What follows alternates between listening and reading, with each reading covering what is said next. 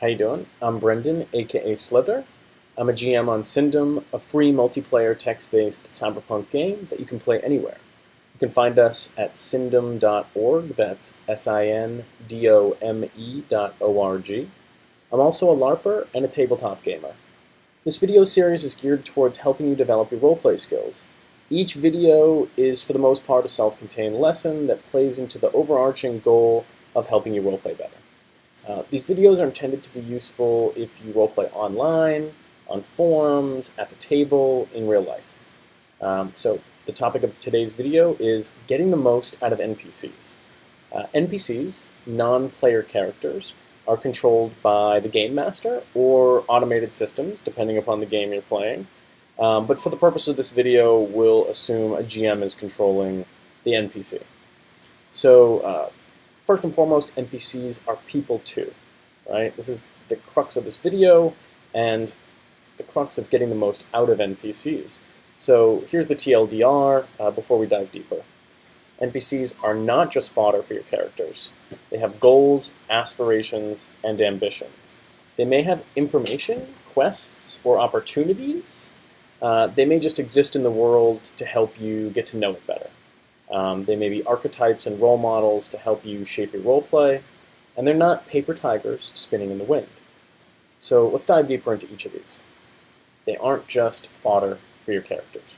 If you encounter an NPC, you probably shouldn't just try to kill them immediately.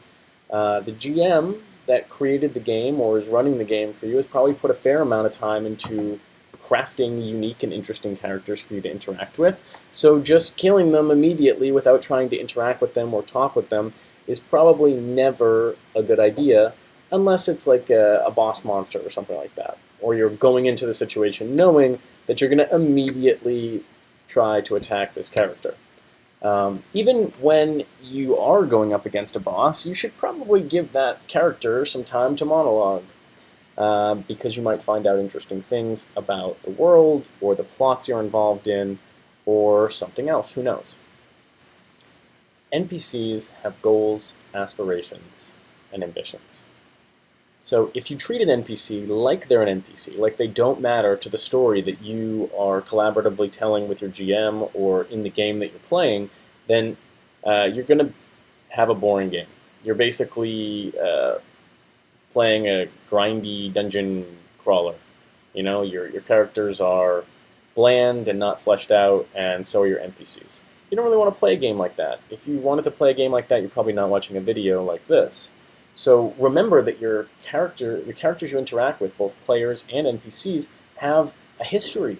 They've got things that have brought them to this point in their life.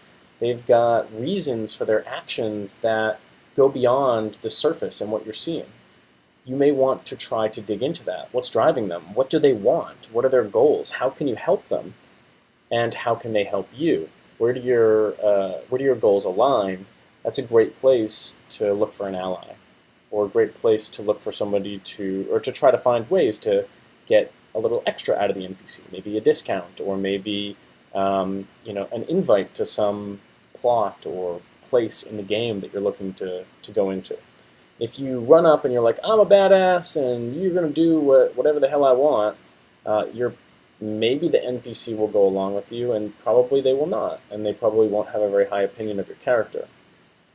They may have information, quests, and opportunities. So even if the GM hasn't fully realized this NPC yet, you have an opportunity to help them to flesh it out. Ask questions, ask tough questions, ask about their past, ask how they got where they are now, ask how they learned certain skills. Allow the people that you're interacting with, the GMs and the other characters, to weave a story that helps you build the world that you're role-playing in, helps you develop it more fully, and helps you to better understand it. In getting to know NPCs better, you're probably going to gain access to information, and maybe they'll ask you to help them with something, and maybe they'll offer you an opportunity.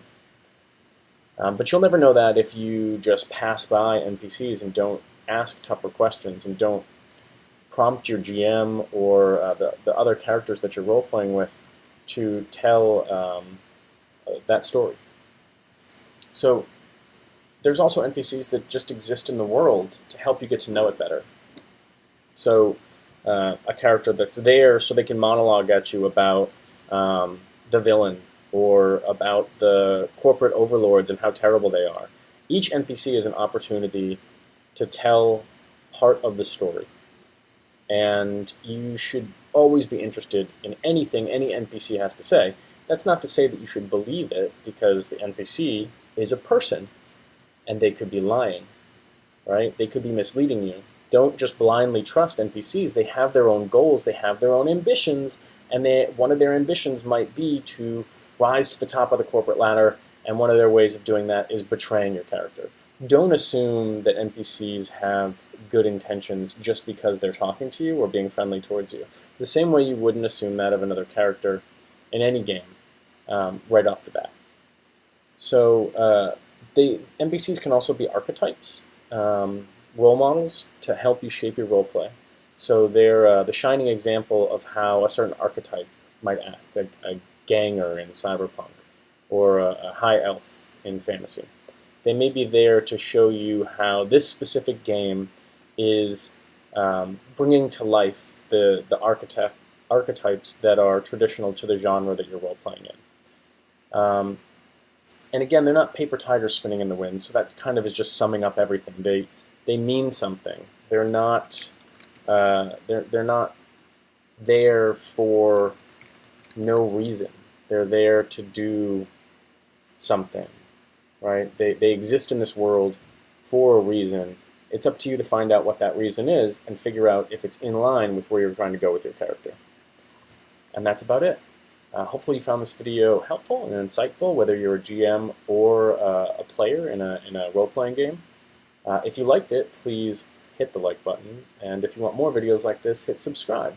If you've got questions or comments, or you want to engage in a spirited debate about any of these items, please leave a comment below.